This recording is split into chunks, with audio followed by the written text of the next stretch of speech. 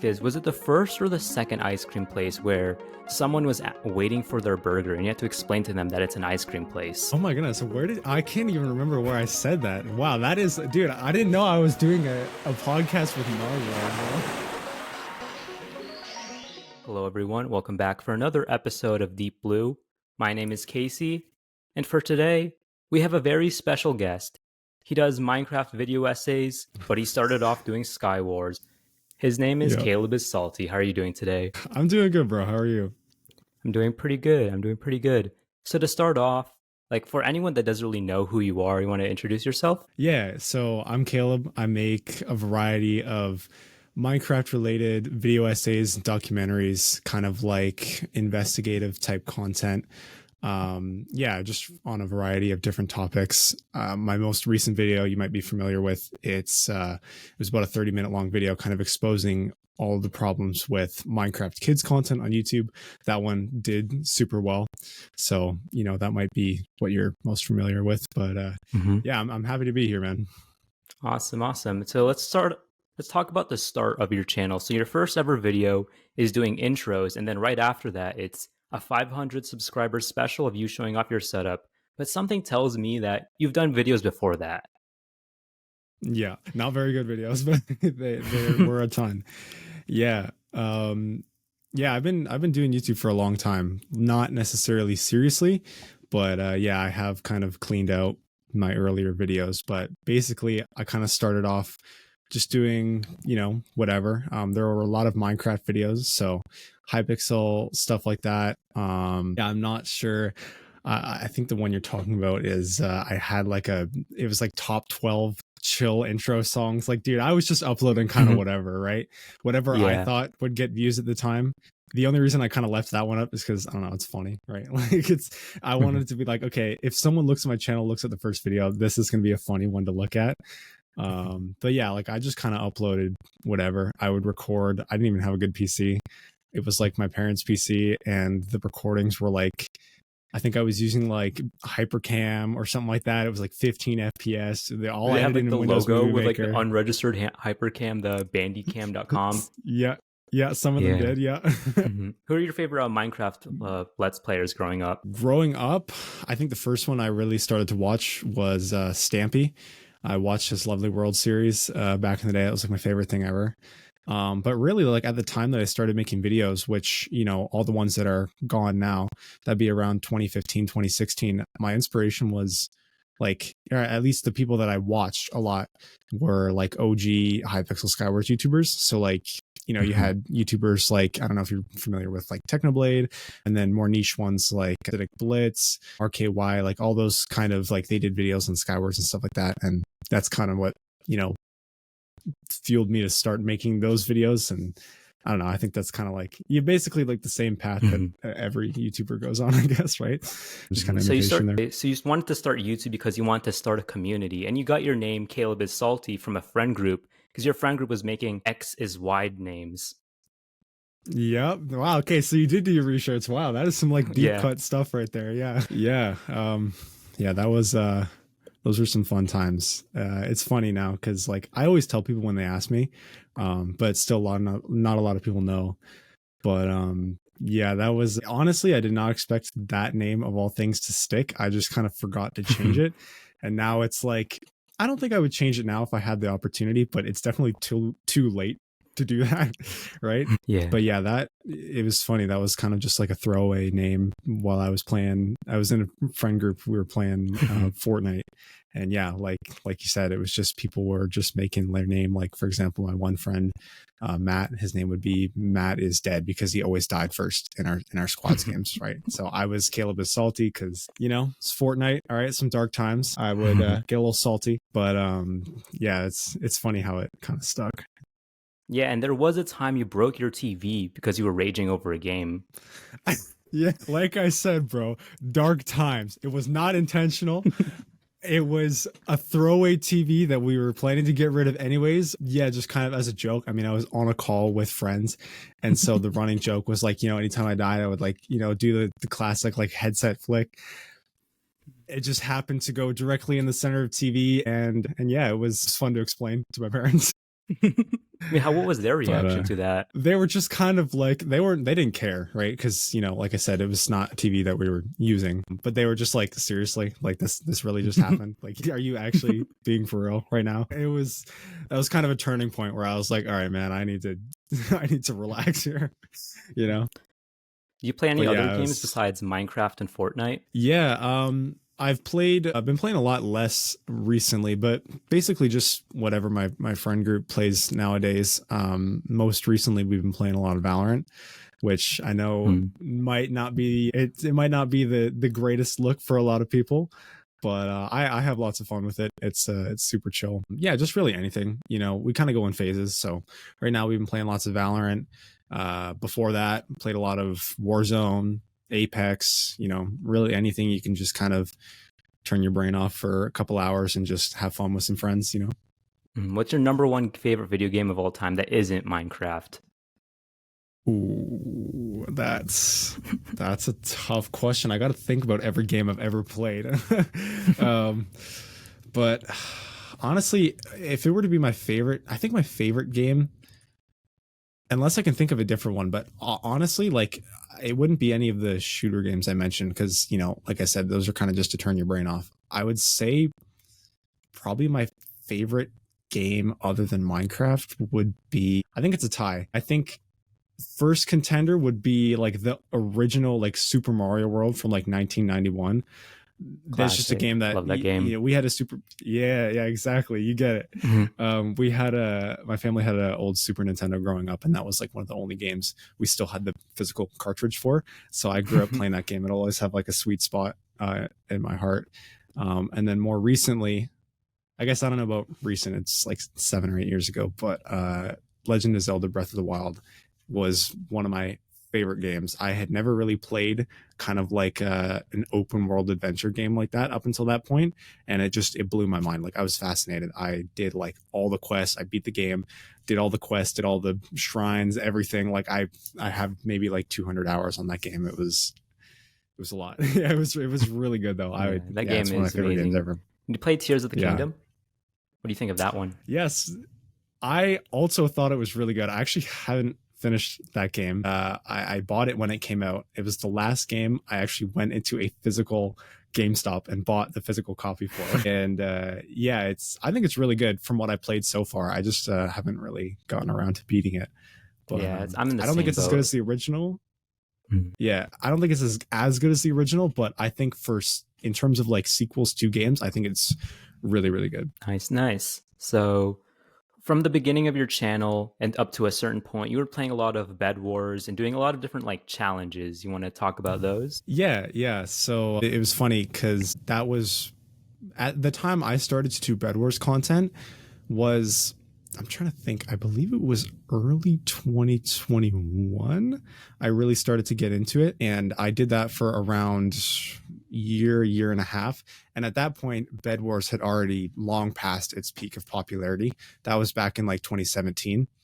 And so the content meta for Bedwars, the only videos that were really getting views anymore were like, it was either like those like generic like keyboard and mouse sounds, like satisfying videos, and those I just hated to make because they're so soulless, right? You couldn't put any personality. Or like challenge videos, right? So from what I can remember, like I did, I would I'd ask a bunch of my viewers to do a challenge or to give me a challenge to do in Bedwars, and I'd kind of put that in the video and put my own spin on it. But yeah, it's kind of interesting how Bedwars went, because it was really like, when it started, the game and Hypixel as a server was so popular that you could kind of do anything on it. Like people were just making commentaries with Bedwars in the background.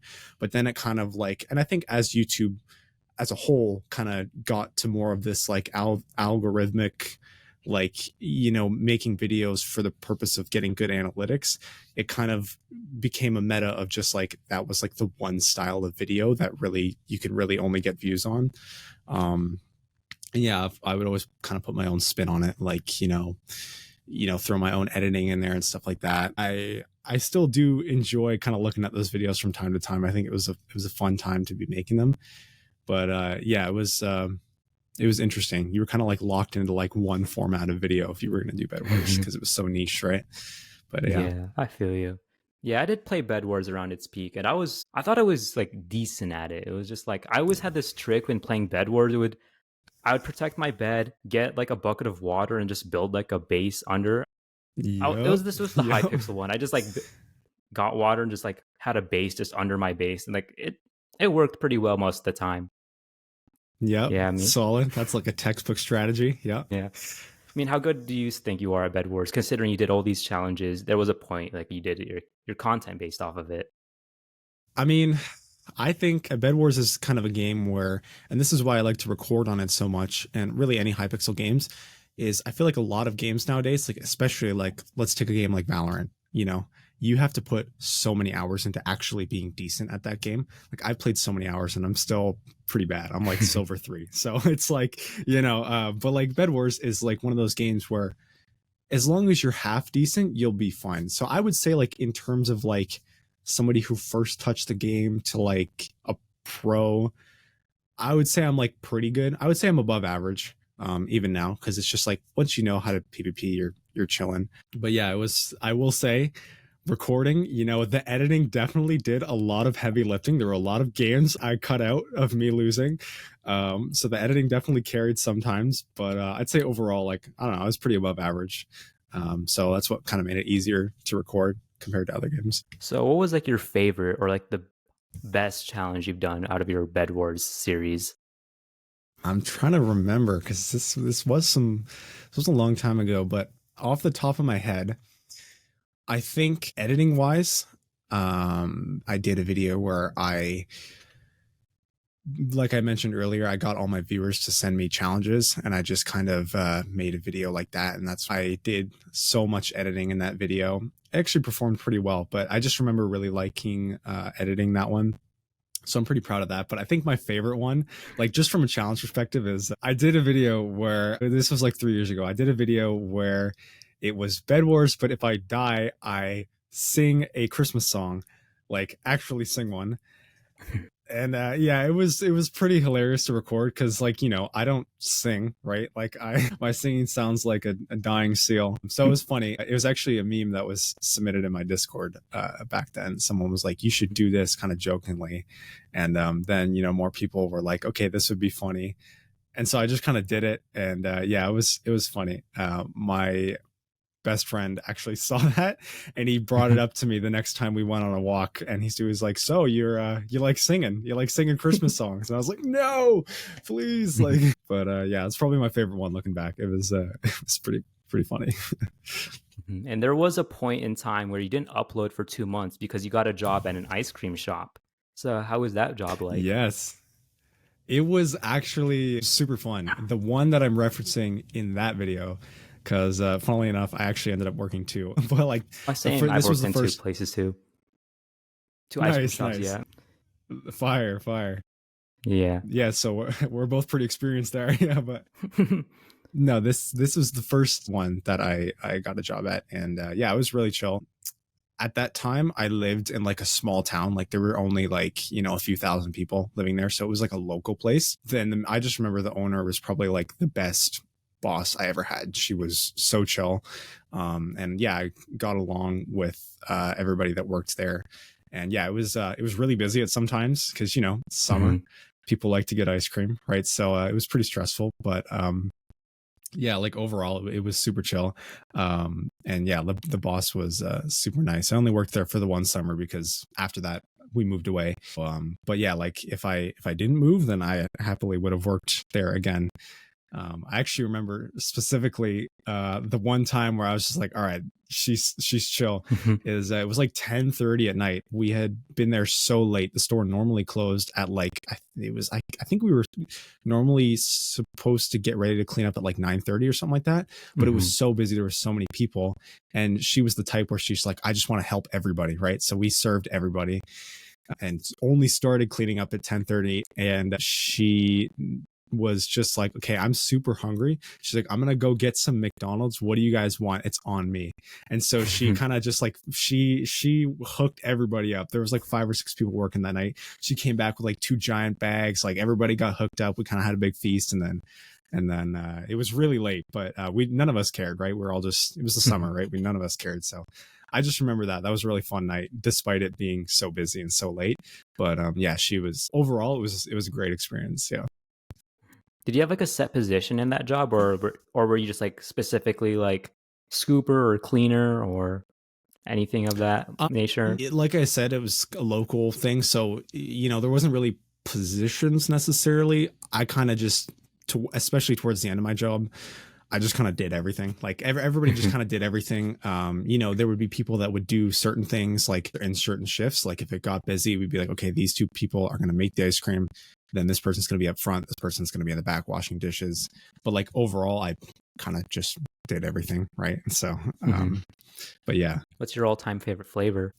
Man, I think I might have to go with birthday cake. That is birthday cake. That's what if I go to a new ice cream shop or like anywhere that I'm not familiar with, that is always the first one that I look for. It's no matter where you get it from. I don't know. It's a magical flavor, man. It's very underrated. Because I worked in, like I said earlier, I worked in ice cream places. That one wasn't as popular as I thought it would be. Yeah, exactly. That's what I'm saying. I would always have that. Actually, another reason why I liked that place so much was, they would always hook us up. They'd be like, yeah, you can just kind of get free ice cream whenever you want, especially if you're on shift. Go on your break, grab a scoop, come back. I would always get the birthday cake. It was so good. But yeah, no, I agree. Definitely underrated pick. Did you ever get tired of ice cream? Actually, no. I thought I would. Honestly, I mean, I don't know. I'm not like a crazy big sweet person anyways. Like I'm not gonna go eat like sugary stuff like every single day, so I kind of just had it like within moderation. So I think that definitely helped. But I don't know, can you really get sick of ice cream? Like, yeah, my all-time favorite flavor, because I got it a lot at my second ice cream place, was cherry brownie. Do you ever serve that? Ooh, no, actually that sounds really good, but no, that I probably would be a fan. It is cherry like brownie. Probably number one. Like if I were to have a top three, I'd just say cherry brownie, cookie dough, and then just plain vanilla. Cookie dough, solid. Vanilla, yeah. I mean, I like vanilla too, but I mean, I'm never gonna go into it. If it's one of those ice cream shops that has like multiple flavors, I don't know. And hey, no shade, but it's like I would feel I always have to get something else with it, right? I can't just order plain vanilla because it's like, I don't know. That's like going into the store and buying a plain white t-shirt. Like, I don't know. It's like you gotta get something with it. But yeah, definitely solid. What's your go-to topping? M's probably. That's if they got it. That's like, I don't know. I think M's and ice cream is like the perfect combo. I usually don't get too many toppings though, because it's like I feel like it kind of takes away. But M&M's are pretty solid. Hot fudge, depending on the ice cream, it's also pretty solid. Really anything. Have you ever made a cone before? Yeah, so this was something that I ended up learning towards the end of the first job was they made all their own waffle cones. And dude, the smell when you make them is like heavenly. No, it's really nice. I did experience my fair share of burns though, because it gets happens all the time. It does. They do get pretty hot, but yeah, it was pretty nice. Yeah, I was like an industrial worker making cones. I was like the first one, it was like really bad, and like after the second one, I would just like ate like 20 in like an hour. Probably yeah, once you got it, you got it. I just got a random number. I know. Yeah. So was it the first or the second? Wait, yeah, go ahead. No, I was just gonna say like once you got it, you got it. Like once you can get into the zone with that sort of stuff, it's like you're chilling, right? Oh yeah. But so what I was gonna ask is, was it the first or the second ice cream place where someone was waiting for their burger and you had to explain to them that it's an ice cream place? Oh my goodness, I can't even remember where I said that. Wow, that is, dude, I didn't know I was doing a podcast with Nardwar, bro. Like that is wow, you really did do your research. Yeah. That was at the second place. And yeah, so the difference between the first and the second one is the second one was a chain, like it was like an actual like brand name, I guess, like a chain of places. Don't necessarily know if I want to say which one, but I mean somebody could probably figure it out. It's like a worldwide one, like Ben and Jerry's, or was it just like a local one? Like it's a chain, but it's only in like a certain like area. I think it's like a North America thing. There's ones in the US, but it's like it was just like a standard like chain of like ice cream places. So the difference between that is because, because it was a chain, we had like mobile orders, like skip the dishes, because we're in Canada. That's kind of like the equivalent to, it's like it's Canada's version of Uber Eats. Even though we have Uber Eats, skip the dishes is like, that's like the main thing, I guess. So yeah, we had skip the dishes, we had DoorDash and stuff like that. And one of the times somebody ordered some food on DoorDash. Now, the ice cream place that I worked at, we also had like burgers and like hot dogs and stuff like that. We had actual food. Actually, no, our place only had, we really only had the ice cream. We didn't really have much of the hot food because our place was, it just didn't have the equipment for that.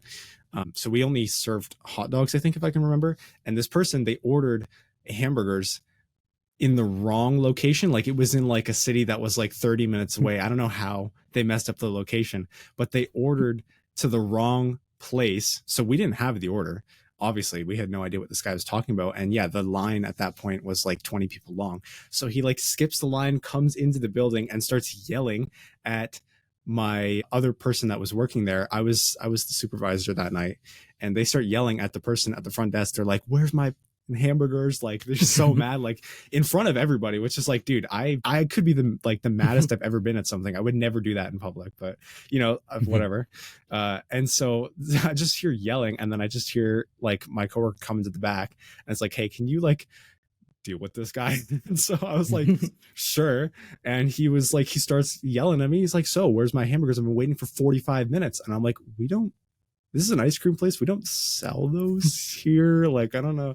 It was basically like, I had to say like, sir, this is a Wendy's, but like, it was like, I was just like, we don't sell those here. And then he's like, well, I ordered them. How does that make sense? And then I'm being super calm with this guy the whole time. Cause it's like, I find like when you do that, it kind of like counters their anger. And then they're kind of like, okay, this person is not reacting with me. So now I have to be chill because this is embarrassing.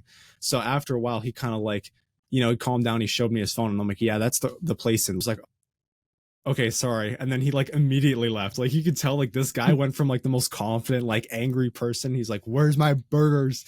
And then he was just immediately like embarrassed. Not to mention there was like 20 people in the store that were all like, sir, like, you have to wait your turn or whatever. Like, people were looking at this guy, and all of a sudden he just finds out that he's wrong. And it was just like, bro, that was the most like NPC interaction I've ever dealt with ever. It was, yeah, lots of stories about that place, man. I could go on for hours.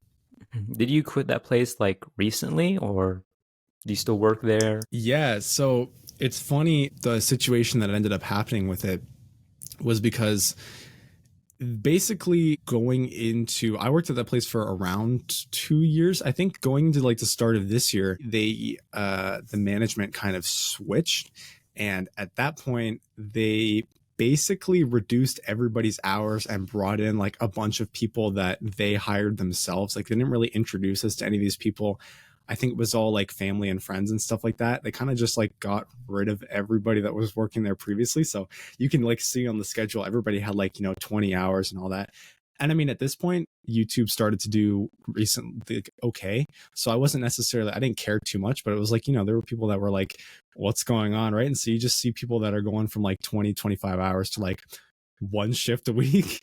And it was like slowly they kind of just like got rid of everybody else. And then at that point, that's kind of when I just quit, because I'm like, there's no point, right? Everybody that I know is kind of gone. So might as well just dip, right? But yeah, that was about earlier this year, I think. But yeah, it was interesting. That's also a pretty interesting story. But it was funny. I'm actually still friends with a lot of people that used to work there. One of them has become like a really good friend of mine. We played. It was funny. We played Apex once, and that's kind of where we hit it off. But yeah, still really good friends with a lot of those people. Do your coworkers ever like talk about your YouTube channel? Okay, so this is another great story, actually, is I don't really talk about my channel necessarily to other people. I don't really care, but it's like, it's kind of a hard thing to explain. And it's also a hard thing to work into a conversation. Like, I'm not just going to be like, oh yeah, I'm a YouTuber, right? So, I mean, if somebody asks about it, then I'll talk about it to them. But the entire time I worked there, I never really told anybody, except for this one guy because, I added him and I played Apex with him, and then he kind of found my Discord through that, and then found my linked connections and saw my channel. He talked about it. Next time I had a shift with him, he's like, so man, you making YouTube videos? And I was like, yeah man, but like, keep it on the low. And so for like, the first year or so, nobody really knew except for that guy, and obviously he never told anybody. But then a year in, my manager at the time, who again is super chill, she was randomly working with me one day, and she kind of stopped me like as we're in the middle of our shift, and she's like, yo, can we talk for a second? And I'm like, what's going on, bro? Like usually when someone says that, it's not good, especially your manager. She comes back, she's like, when were you going to tell me you're famous, bro? And I was like, what? Like, what do you mean? And she's like, at the time I had like maybe 8,000 subscribers, and she's like, dude, that's insane. And I was like, how did you find that out? Apparently because I had her contacts or something like that, TikTok gave her like my TikTok page or something like that. And then she found out, and she's like, yeah, my kids watch all your videos now. They think you're like, the guy. I'm like, right. But it was super funny. She never told anybody either. But then afterwards, I ended up, right before I left, I played Apex with, the one friend I told you about. And then another guy, his name was Liam. And same thing. He found my Discord, but he never really told me. He kind of just told everybody else at work first, which again, I didn't care about, but I just thought it was funny because the next time I walked in, like, the one person, like one of the coworkers was like, oh, so like Liam told me you had a YouTube channel. I'm like, oh, great. Well, okay, now it's time to explain this. But it was funny because after that, he messaged me and he was like, bro, why haven't you told me? Like, bro, I've been watching your videos this whole time. You said you've been meaning to tell me. I've been working with the guy that I've been watching videos for like 6 months now, because this was after I got into video essays. He's like, dude, I've seen some of your videos and I've watched them like while I'm studying and stuff like that. He's like, bro, I thought your voice sounded familiar. And then he told everybody. So it kind of like slowly everybody kind of figured it out. Not necessarily, from my doing, but yeah, it was pretty funny. Man, I went through something similar in like middle school, high school. Like I was like a faceless meme channel back in like middle school, and then until like senior year of high school, I'd be like, "Aren't you a famous YouTuber?" Sometimes I'd have teachers just pull up my stuff on the projector. I'm like, man, I do not want to think about this right now. Yeah. Man. Well, because like, I don't know, for me, it's like, it's not embarrassing, but it's at the same time, it's like, I feel uncomfortable watching other people watch my stuff, if that makes sense. Because then it's like, I don't know. I just don't know. It's weird. I guess. But that's so funny, actually. Like, do you get that like in public? Sometimes people like, hey, your voice sounds familiar, or like they see your previous stuff where you had your face, or like, have they ever been like, hey, aren't you a famous YouTuber? Thankfully, that's never happened. I don't think it will, honestly, because like, I'm really not like you have to have like millions of subscribers, I think. And you also have to be like well known. I don't think I'm really that. I'm just like the guy that makes like video essays and stuff like that. And also I talk completely differently apparently to like when I make videos, right? Like there's a certain narration voice that goes on there. So it's like, I don't think that'll ever happen. I kind of hope that would never happen, because that would be weird. But yeah, no, thankfully not. Just to add to that, I haven't had that like somebody recognize my voice or anything like that, but I have had friends who I've told about my channel, and then they're like, wait, I already watch your videos. So like, I've had it a couple times actually where they're like, oh my goodness, I've seen this video, bro, this is you, that's crazy. But no, thankfully, like nobody's like randomly figured it out, so happy for that. Yeah, and you also upload on TikTok, so, and like it's like very different from like your content now. Like your TikTok stuff I'm seeing it's like the challenges but very shortened, but also you have like just cool Minecraft like bits, I should call it. So yeah, talk about like starting on there. Yeah, so that was a fun time. I haven't posted on there in a while, I think. But yeah, I essentially, when I was just doing Bedwars and stuff like that, like I mentioned, Bedwars and really Hypixel content at the time was a hard niche to break out of. Like if you really wanted to actually get somewhere, it was hard to do because, Hypixel was not as popular as it was. So I was just kind of trying everything, right? So I was like uploading on YouTube Shorts, TikTok. I would like shorten my videos and put them on there in hopes that, you know, maybe it blows up, right? Towards the end, I even like did like, I regret to say this, but I dipped into some of the more like NPC style content, like, you know, shower thoughts and like reading off like, I don't think I did reading off like text messages, but like that, like Minecraft parkour with like Oh shower yeah. thoughts and like reading Reddit posts and stuff like that. Just trying everything. I think those were like the last videos on my TikTok. Now I don't really necessarily have a use for it because it's like, how am I going to summarize an entire essay into like one TikTok without, you know, making 30 different parts? You But could just like have like a small like summary or like a hook, be like, hey, this X is Y situation. Find out the full version in my channel. You could do something like that, or like have a clip from that that's, video essay. yeah, that is true. Yeah, I've definitely considered that. More recently, I actually, well, I say recently because I haven't done one in a while, but like, you know, this past year, I've kind of like gone back into YouTube Shorts, but like not necessarily spamming them whenever I upload a video like I used to, but specifically on YouTube Shorts. Anytime there's a topic that, you know, maybe I had a couple free days in between videos, or, you know, it was a topic that was very relevant, but there wasn't really a lot of information. Like, I don't know if you're familiar with like Lost Media. Well, actually, yeah, I'm sure you would be Yeah, if you are in the, and Jaden like, you know, salads. interviewing. Yeah, Jaden Salad. Yeah, I just kind of remember that now. But like, Yeah, yeah, so my I'm sure you're next familiar. guest after you is Shy Valley, if you know him. He does like Lost Media No too. way, really? Yeah, Oh, that's awesome, bro. I gotta watch that. Yeah. yeah, So basically, like, I don't if you remember when Everyone Knows That the song got found like earlier this year. yeah, I was so happy about that, and I wanted to make a video on it, but you know, I wouldn't really fit with my audience. Not a lot to say, so I made it into a short, and it actually did surprisingly well. It got like, I think, over 400,000 views. But like, I think the plan going forward, if I am to utilize shorts, is to just do topics that I'm not going to actually make a video on, or, you know, might be too short to make one on. I think there's yeah. definitely potential there because, you know, I watch shorts like that sometimes, right? Or like TikToks or something Hmm. like that. Um, Definitely potential there, but yeah, it's for the most part, I've kind of stopped on the short form content. Hmm. Um, but yeah, I used to do it a lot.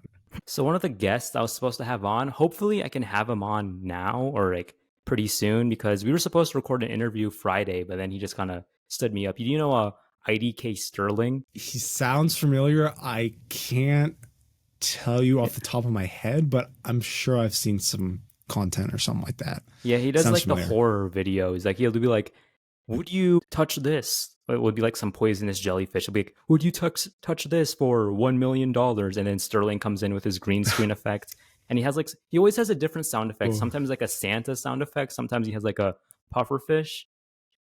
But yeah, he'll just like yeah. pop in. But yeah, I think I've seen. yeah, I think I've seen that before. That sounds familiar, yeah. I was supposed to like talk to him Friday, and then he just stood me up. He was like, "Yeah, man, I'm bro. down to Friday," and then like stood me up. Hopefully, I can have That's him on. crazy. Yeah, I'm thinking just subscribing to his TikTok because like it says he replies to DMs there.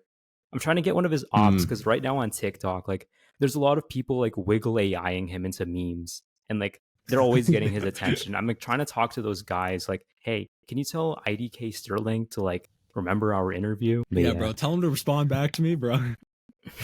That's crazy. Most likely, like, okay, I felt bad because there was a couple times, like, and this isn't something I necessarily talk about too much, but dude, there can be times, I think I'm better at it now, but like, especially before, where I'm so bad at responding to messages simply just because I'll see it and then I'll forget to respond. And then, you know, it'll Yeah. be right.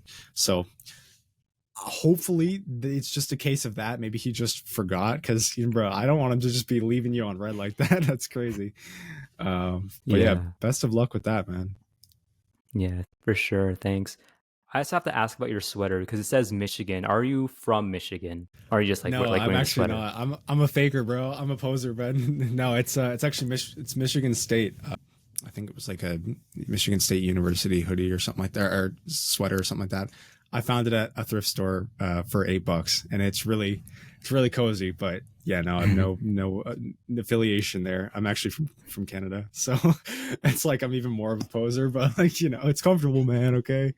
Yeah, you're my second Canadian I've ever interviewed. Oh Yeah. yeah. Wait, who's the other one?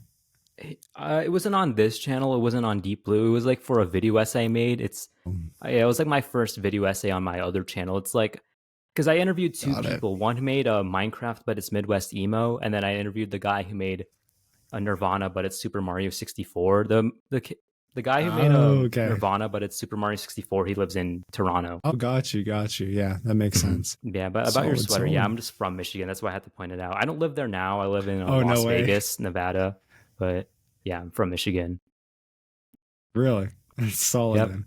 Maybe I should give this to you then. Yeah, I just send it to the PO box. So after a few challenges and TikToks, you started doing video essays, and your first one being on Glenn MC. So what just caused like this sudden shift in direction and content? Yeah. So it wasn't necessarily something I was planning to just fully shift to, but I think that was, like you said, the first video, like the actual video essay that I've done.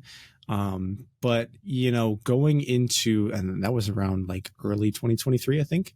So going into that, I was actually I was at quite a crossroads. Like I really didn't know what I wanted to do with my content.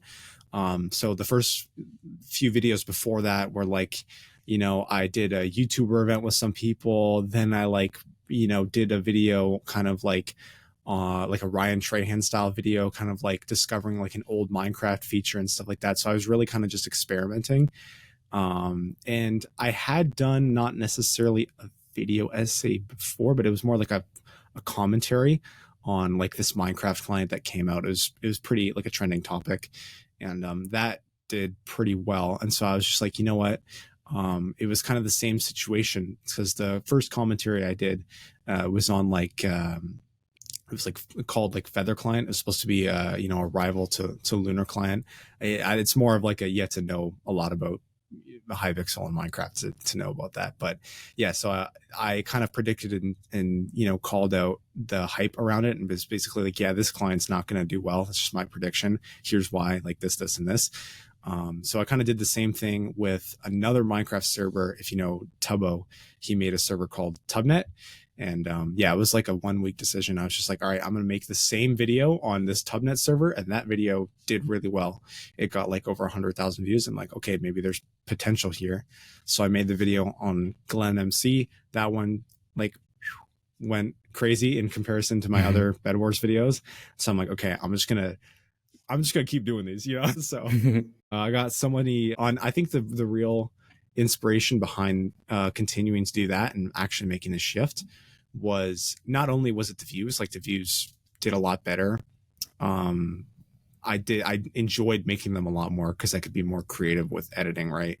But Yeah. also it was like the DMs from like people that I actually respected, like in like other content creators and stuff like that, were like, hey, you should keep going on this. Like this video was fire. No one's doing this right now. You should keep going. And so I was like, all right, bro, like screw it. I'm just gonna keep doing it. And yeah, that's kind of where we've been ever since. So why focus on Minecraft? Like there are other like topics you talk about, but like why is it Minecraft centralized and why specifically scams too? Yeah, so I think the reason that at least up until this point, the majority of my content has been Minecraft is just because it's the audience that I've accumulated when I started making them.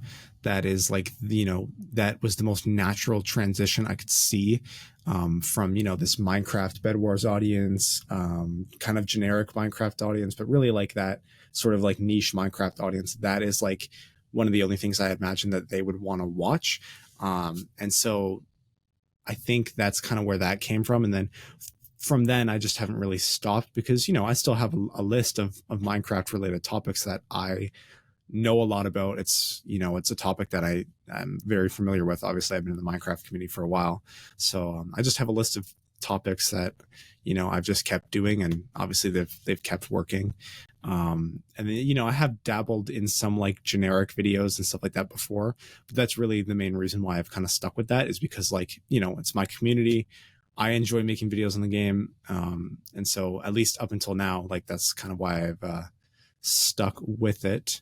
And then as for the scams, I mean, honestly, it's just the most interesting to me, right? Like, you know, Mhm. I could make a video essay on like, you know, a new Minecraft update or something like that, but it's like you have, for example, I'll take or like even the Glenn MC thing, right? Like that was my first video. Like it was very interesting for me to like personally kind of, you know, go down that rabbit hole of, you know, this figuring out who the person was behind it, why they did this, how their server actually went, and then, you know, or like for example, I'm trying to think, I did a video. Now, this isn't necessarily Minecraft related, but it kind of follows the theme of, you know, most of my other stuff.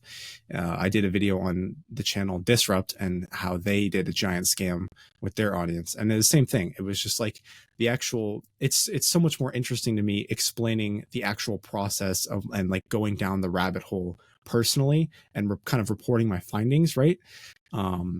It's so much more interesting than just kind of like discussing a topic that's already happened.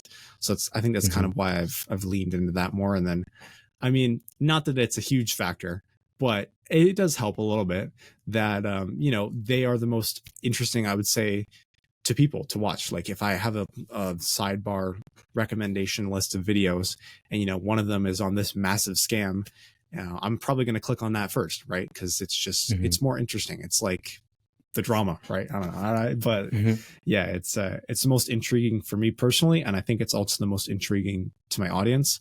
So that's kind of why they've become a prevalent theme of my channel. But yeah, man. So like how do you like go about finding like people to interview like that are in relation to your video essays because you interviewed like actual scammers or just people in association? Like how do you just like find them, reach out to them and also have them agree to like just admit or like just talk about like things they've done? Yeah. So, I mean, it's not necessarily an easy process, you know, and a lot of the times there are some times where obviously people don't want to have an interview and that's fine. Right. But Yeah. generally I think finding the people for the video is pretty clear cut once you actually, you know, figure out the story, if that makes sense. So, and it happens in different ways. Like for example, I did a video, or let's just use my most recent one, I guess. The Minecraft Kids content one. The one that I actually wanted to get somebody's input on was there's this other YouTuber named the Mr. Epic, and obviously he had a whole situation with he posted two videos just like mine on the same situation. They both got demonetized. And he never really talked about that other than like 3 years ago. And I'm like, okay, I think his input in this video would be beneficial. It's something that nobody else has heard of yet. So let's get him. And most of the time, it's either reaching out through Twitter or Discord, or sometimes somebody related to the issue will actually come to me with the video idea before I even get on it. Like, for example, I did a video on yeah, it was like it was a while now ago, but it was exposing a $250,000 Minecraft server, and the whole reason that started was because one of the ex managers actually DM'd me on Discord and was like, "Hey, if you're looking for a video idea, I used to work at this server, and all of this stuff happened. I'd be happy to like go on an interview and tell you everything about it." So it's a lot of people that sometimes, you know, somebody will want to share their story, and that turns into a video idea there. But really, it's just kind of figuring out whose whose input would change this video the most. Like I did a video on a fake lunar client scam. That was one of the first ones that I did really an interview for, and it's like, okay, I actually asked my community for information in relation to that, and somebody reached out and was like, hey, I know one of the people that, you know, ran these kind of scams. And I'm like, okay, that would be great. Like that would be their input, and having an actual, you know, ex scammer on the video is going to make this so much more interesting. So really just kind of taking the story and kind of reading it over and being like, okay, where can I get extra parts? Like I'm trying to think like whose input would matter the most here and whose input should I get? I guess if that makes sense. Sometimes I'm really bad at explaining things. I'm sorry, but it kind of just, yeah, it happens in a lot of ways, I guess. But But yeah. So have you ever gotten into conflict regarding like people you've like talked about in your videos, or like the fans of the people in your videos, or just people associated with them? Yeah, it's actually happened a few times. And I think the most, I'm trying to think. I think the video that I ended up getting the most negativity towards was actually, it was around a year ago. I did a video on Hytale. If you remember that, it was like Hypixel's standalone game. They released it like 6 years ago. It was supposed to, it had like a trailer with Oh, like I 60 remember. million views. Yeah, exactly. Right. Hmm. So that was a topic that nobody had talked about. And I'm like, okay, this is a great topic. Let's do this. And the video ended up coming out rushed. And at the time, I obviously cared about getting correct information, but I kind of just like laid out all of the information everybody already knows. It was pretty watered down, put a pretty clickbait title and thumbnail on there. And so I actually didn't realize how much of a Hytale community was still there. I didn't realize that there was people that were actually still waiting for this game. In my video, I kind of was like, chalked it up to, okay, this game's completely dead. Nobody knows about it anymore. Basically, we'll see what happens. And then I had a bunch of people comment on that video and were like, hey, you clickbaited me. There's still people waiting for this game. I think you said this wrong. I think you said this wrong and that. So there was some controversy there. I'm trying to think about any other. Yeah. So I think this was actually when I started really making in the first few video essays I made. But another major time was I did a video on I think the video title was Lunar Client's Biggest Clone, and it was essentially talked about a cracked version of Lunar Client, basically, and how these group of people made this client and then ended up, getting into some controversy because obviously that's not allowed. You can't just, copy somebody's work, right? And Hmm. but anyways, I got a crap ton of information wrong, like so much wrong, like not necessarily like a lot of crazy things. Like I didn't really say anything crazy, but I just did not do my due diligence at all. And this was when I was just first making video essays. So what ended up happening is that the people that made that, the cracked version or whatever, it was called Solar Tweaks. The people that made Solar Tweaks actually reacted to the video. Then some people DM'd me on Discord and was like, hey, you basically got everything wrong. And this was on my part, right? Because I didn't reach out for an interview. It just wasn't even on my mind at the time. I just kind of took other people's videos, made a script quickly in like 2 days and was like, okay, I think this happened, embellished some things. And they DM'd me and were like, hey, you basically got like everything wrong. That's not cool. Thankfully they were super chill about it, and I apologized because I'm like, oh yeah, it probably would have been nicer because they were like, we would have done an interview if we would have reached out to us. Like, we'd be happy to. Like, it's just, they said that they're not like, they weren't mad or anything, but they were just like, the video could have been so much better. And I was like, yeah, you're right. And so that whole thing, that whole community, reaching out to me kind of really started my, like, it really, opened my eyes to be like, okay, now I'm making these videos, they're getting views. I should really make sure that all of the information I'm getting is factually correct. Like, I really started to understand the importance of journalism, if that makes sense. Like, before I was just kind of like saying stories that already happened. Whereas like now I'm like, okay, like, I got to get this information right. I can't just be, reckless with the information that I say if it's wrong, because then that's on me. And then it also paints, whatever I'm talking about in a bad light. So I think those were like the two major controversies, I guess. Nothing really came of them. Like, there's no beef or drama or anything, but they were significant enough to me where I was like, okay, like, I messed up. I got to rethink some things. But yeah. Are like your DMs like flooded with like, "Hey, I hate you now. You're my least favorite YouTuber." Like death threat after death threat. Like, are your DMs flooded with those kind of things? So thankfully, no. I mean, I think any YouTuber occasionally gets the random like weirdo or something like that that'll kind of just say a bunch of random stuff. So yeah, like, it has happened. I'm not going to say it hasn't. Right? I think any big YouTuber, or really any, like, I would say even like documentary or video essay YouTuber, you're always going to have somebody that disagrees with you or doesn't like your content for this and that, or something like that. thankfully I haven't really gone into like drama, or really haven't done anything that's like would hopefully make people want to, go hate on me like that. I really tried not to. So yeah, I don't, thankfully that hasn't happened. Mhm. Um, but yeah, there has been times where like I said, like either the community of whatever I'm talking about or the creator of whatever I'm talking about, it's like, hey, you got this wrong. And yeah, with some negativity, some insults and stuff like that. But I would say for the most part, like when it's stuff like that, that's rightfully so, I would say. Like I understand why somebody would be mad over that sort of stuff, but no, it hasn't really ever been this like crazy wave of hate or anything. That would be funny though. But yeah. So one of your video essays wasn't Minecraft related, but it was on the Bill Clinton kid, Baton Evan, and you said you made that one in a week, and then it just blew up. Yeah. Yeah. I'm never living that video down, man. It is like my second most popular video, I think.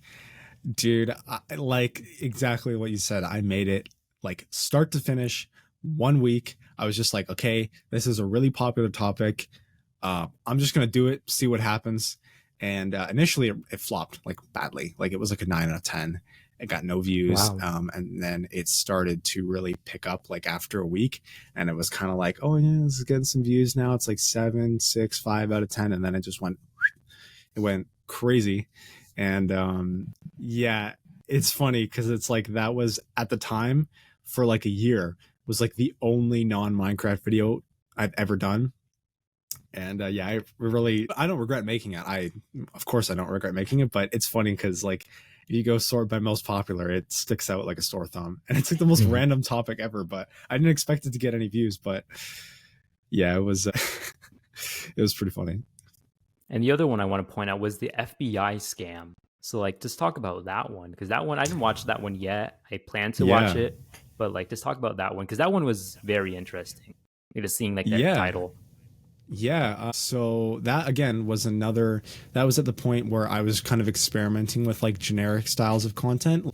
For example, I made my video on Disrupt. When GTA 6, when the trailer came out, I made a video about how a hacker leaked a bunch of stuff for their game a year prior. I don't know if you're familiar with that, but I made a video on that. And yeah, I was just kind of trying out different styles of stuff. And yeah, that topic was on the list of just backup video ideas if I didn't have anything better. And so I spent a while making that. I think it was like a month. And yeah, it was interesting. Completely out of the lane of like my normal content. Didn't expect it to do well.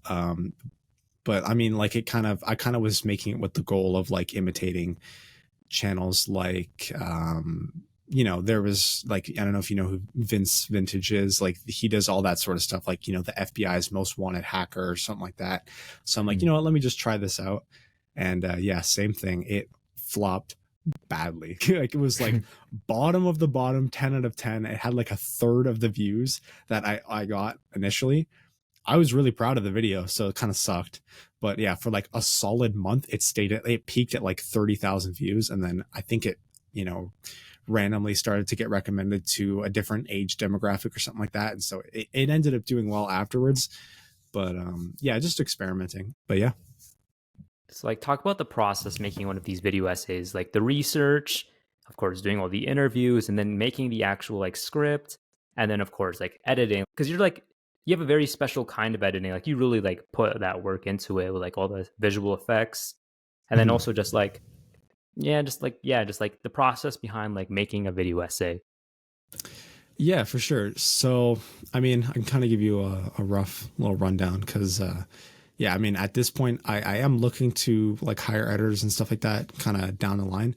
But right now, everything is done by me. So typically, if I already have the idea down, first thing is research before I even write the script. I want to get myself like vaguely familiar.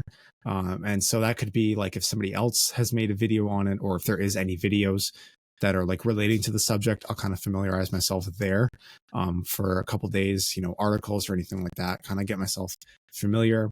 Then I kind of, now that I know everything about the topic, I will kind of loosely, I don't want to say storyboard because I don't really think that's the right word, but like kind of just put my loose like footnotes down of like, okay, I want a section for this.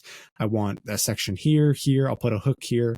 And then once I have that visual idea down for where I like what I want to talk about and where I want to talk about it, that's when I'll start scripting.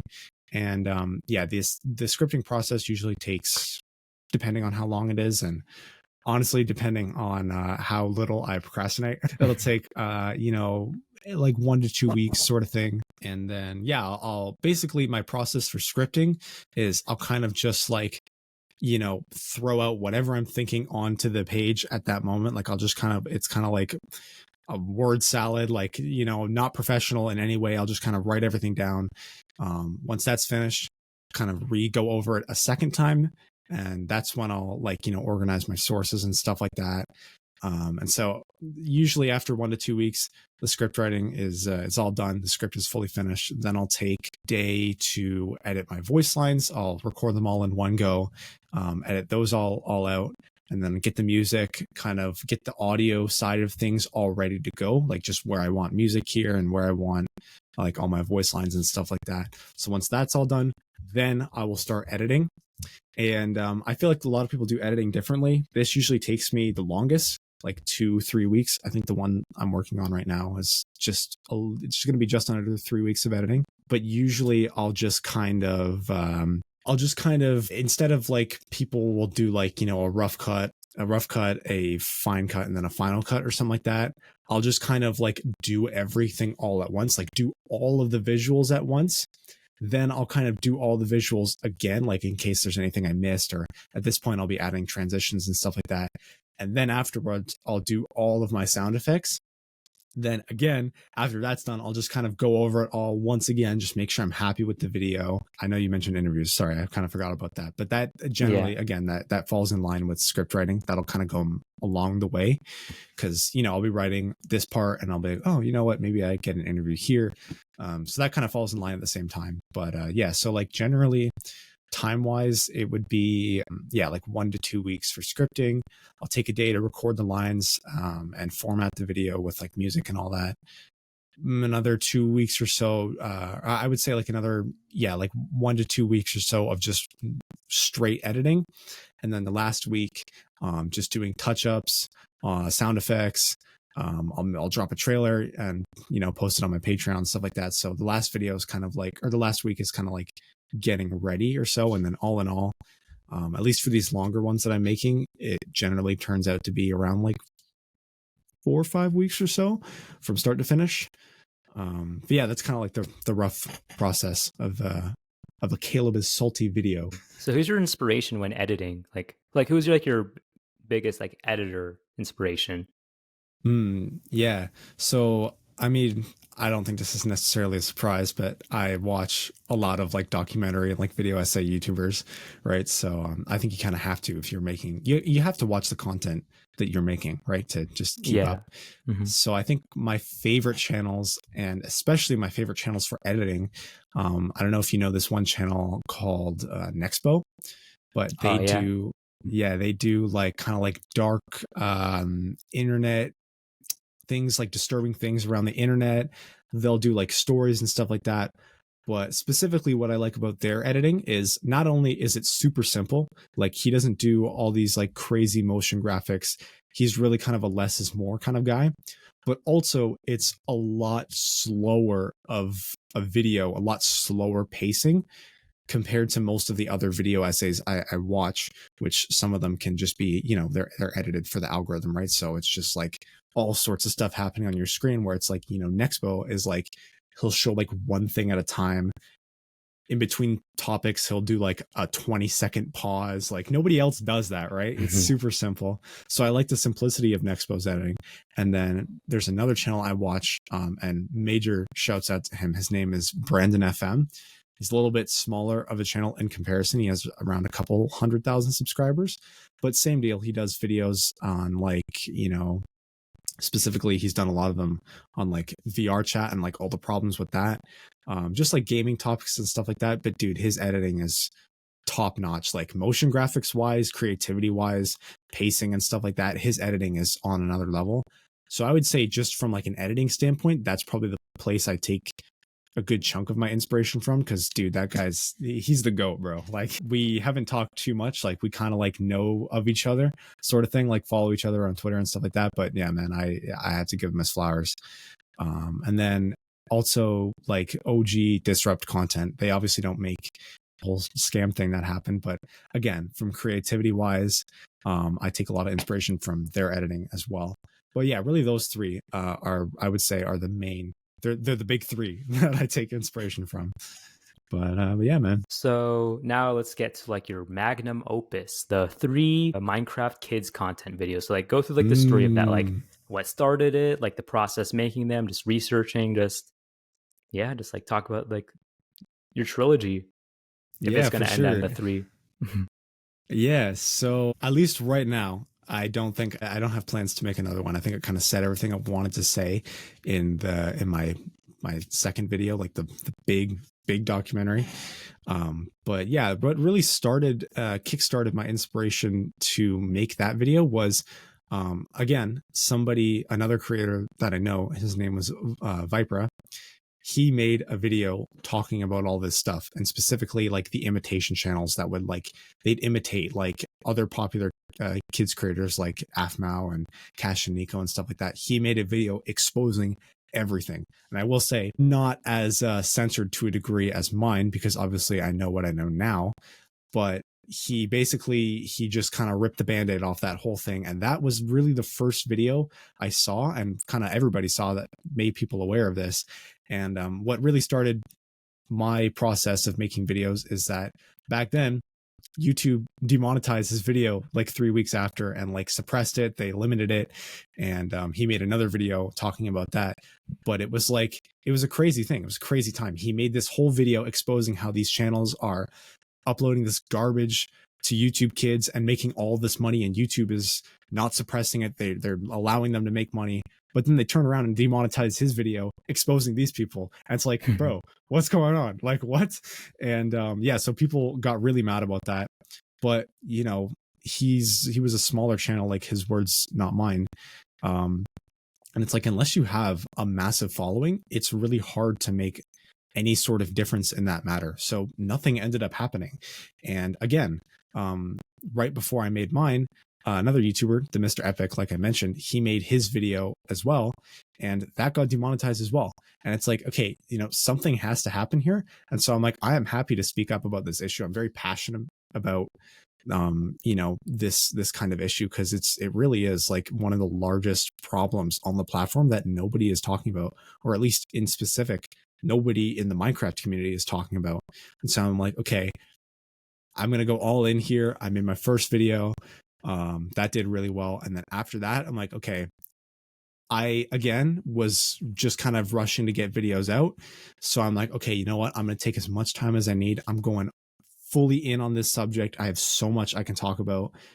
I spent like 2 months making that video, and I'm honestly so happy that it got the attention that it received. But yeah, it was really just like seeing other people making videos on that subject, and then YouTube trying to suppress them, because it's like, no, like you can't just I mean, whether it's a human reviewer or not, like you can't just suppress these people that are talking about this massive problem, but then not suppress the people that are actually causing the problem, right? You can demonetize everybody, that's fine, like, you know, that's understandable, right? If you're also going to demonetize those kids channels and demonetize the videos of people talking about it, that's fine. It has to be an all or nothing thing. It can't be like this weird gray area. And so I'm like, all right, you know, screw it, bro. The last one did well. I'm just gonna go crazy into it. I'm gonna make this giant video.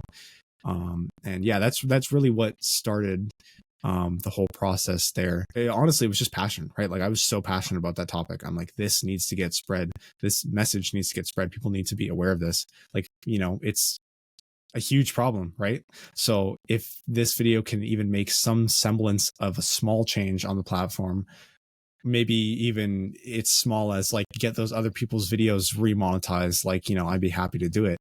And yeah, definitely was not expecting the attention that it got, but I'm so grateful that of all videos, that is the one that did well. And yeah, the third video after that was just kind of like, you know, responding to everything that happened after, which surprisingly is a decent amount. Like YouTube themselves commented on the video, which, you know, it was kind of just a generic comment. There wasn't really any weight to it, but it was interesting that this was the first time that, you know, they actually responded to something like this.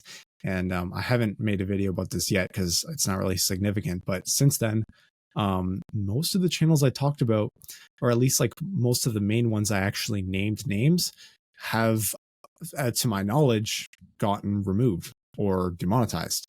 And those people, because they can't make any money, they've stopped uploading, because it's like that's the only reason they're doing that, right? But yeah, so that's really kind of what kickstarted the whole thing, was just like, I wouldn't say anger, because like it's not angry, but it's just like I saw the opportunity, I saw the problem happening here, I saw the reception to the problem, and I'm like, okay, I got to speak about this as well. Like, you know, it's only right. So yeah. So how are you taking that new like found fame through the second video? Because you were already doing well beforehand, but like the second one of the YouTube Minecraft Kids video, that one like blew up. So how are you taking like Yeah. getting big off that? Yeah, it really opened my eyes to how I should approach my videos. Because before that, like I said, I was on a schedule of like, okay, I'm going to get a video out every 2 to 3 weeks. And because of that, because of the actual physical time restriction, I could never make them as long as or as in depth as I wanted to. I would always try to say mostly everything I wanted to say, but when you're constrained to like an 8 to 10 minute video, you do have to summarize some things. You do have to gloss over some things that if you were having this conversation with a friend, you would talk about. But in an 8 to 10 minute summarized video, you're like, okay, I can cut this part here, I can cut that part here. Whereas this video was the first one, and I had always wanted to make longer videos. I think that's kind of like was my a goal in the back of my head. It was actually on my goals for this year was to make a 30-minute long video. And so I'm like, you know what? This is the perfect time. I'm just going to make it. And it really has opened my eyes to, you know, maybe I don't necessarily have to upload as consistently, as long as I'm lengthening out the video and making it as long as I want it to be. Like it really opened my eyes to like the possibility of longer content. And not only that, but when you make a video of that length and you are doing less topics, right? Because, you know, before I was kind of just cycling between topics, just trying to find anything I can make a video on. Whereas like now when I'm specifically targeting one topic and making one giant video about it, you can also find a lot more meaning in the video, if that makes sense. Like, for example, with that Minecraft Kids content video, it's like, okay, you know, I've shown everything here, and the meaning is to you know, hopefully see a change, right? And this is something that people can relate to. Or for my next video, which is, you know, it'll be out in a little bit. It's actually a part 2 to that hightail video.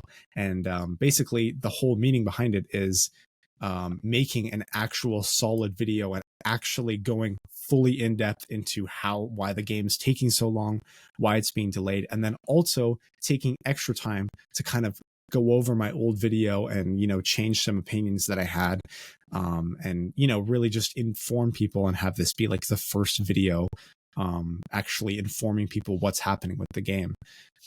So yeah, I think going forward, it's kind of, you know, opened my eyes to like, okay, I think I'm going to make longer content now, maybe spend a lot more time on these videos, but really carefully craft and like put my maximum amount of effort and put everything I want to put in, and just make them perfect, rather than just kind of like churning out videos and being stressed out all the time, if we're being honest. But yeah, that really was the main thing that I took away from that video's response. So what's next up?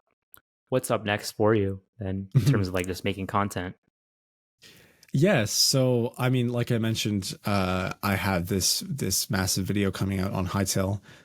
Hopefully that'll be coming out. I mean, I don't know when this is coming out, but the scheduled release date is next Saturday, so 24th. Or no, that would be the 23rd. Yes, 23rd. But then like general plans going forward, like I mentioned a little bit earlier, I want to keep this longer content, but I also kind of, I do want to get it out a little more consistently, right? I can't be posting a video like every 3 months. Like, I just don't think that's like viable, right? So definitely going to look into like hiring some editors and like stuff like that to really get this kind of going, right? Because there's, I think, a lot of potential in this like long form style that I need to tap into. And then also, I think I'm going to experiment with more. I'm going to go back to experimenting more with like generic topics, but like more like investigations into sort of stuff. Like, I really like that sort of content. So I think just kind of not really moving away from Minecraft, but like kind of having it be like a best of both worlds. Like, occasionally I'll make a video on this Minecraft topic, or I might make a video on a generic topic. So really just kind of like broadening my horizons content wise, and then also upping the frequency of them. Yeah, that's kind of the plans going forward into next year so far, at least. So outside of YouTube, you also play piano as you ratioed a dream stand. So just talk about like your background in piano, because you also like make your own music. I'm guessing like those two like go hand in hand. Yeah, I would say at least for me they do. It doesn't necessarily work like that for everybody, but yeah. So I really started out in music with piano, and that happened around, I think, 10 years old. My nana actually had like an old, it was like a tiny little keyboard. It wasn't even a full size piano or anything like that. It was just like a tiny keyboard, and it came with like instructions on like how to play certain songs. And so I just, I didn't know how to play, so I just was kind of like messing around and all that. And then she was like, okay, you know what, if you want, you can have this. Like, I don't use it, obviously. She doesn't know how to play, right? So from that, I just got really interested into it, and thankfully I was able to pick it up quite quickly.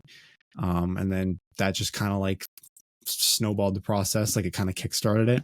And I really have been just kind of playing on and off ever since. But I think a byproduct of that was I found out, or my teacher found out while I was doing lessons, because I teach, most of my stuff is self-taught, but for like the first year while I was learning, I did take lessons for a while, and we discovered in that apparently I have like the perfect pitch.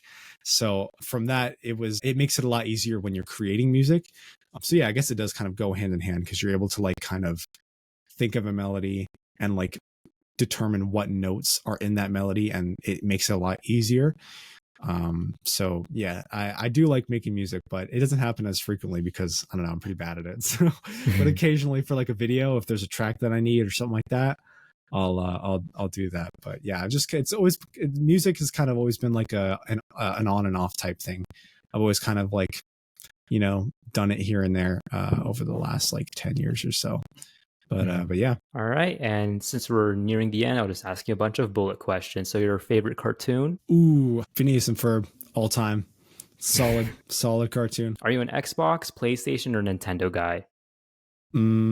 Probably out of the three, I'd say Nintendo.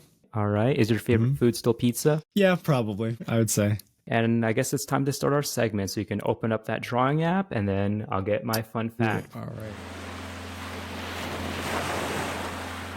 So your animal for Mariana's sketch is a crab. And a fun fact about crabs is that a group of crabs is called a cast. Really? Yeah. I didn't know that. Interesting. That is a fun fact. This is going to be... I'm so bad at drawing. I don't draw. But you know what? I'm ready. I'm ready to start. Your timer starts now. Oh, great. Okay, here we go. Shoot. I don't want this brush size. Okay, we're going to go here. This is going to be a masterpiece, I'm telling you right now. This honestly should get hung up in like an art museum. I think people could study this. Make this smaller. Okay, we're going to do this. Yeah, wait. Nah, this is fire, bro. You're going to see a masterpiece. Hold on. Yeah. Oh, yeah. There we go. Yeah, I think 13 seconds left. Oh, no. Okay. Boom, boom. Yeah, okay, there we go. Your timer's all set, so you can just send it to me whenever you're ready. All right, here we go. Man. Let me take a look at this. This is a beautiful crab. His name's Jeffrey. Oh, that's very good. He's very friendly. Good. Yeah, you don't gotta lie, bro. No, I don't know if you know this, but like all of these are going to an aquarium my friend is animating. Oh, what? Really? Yeah, it's like at the end of each, like my outro is this aquarium, and it's all the drawings like all the guests have made.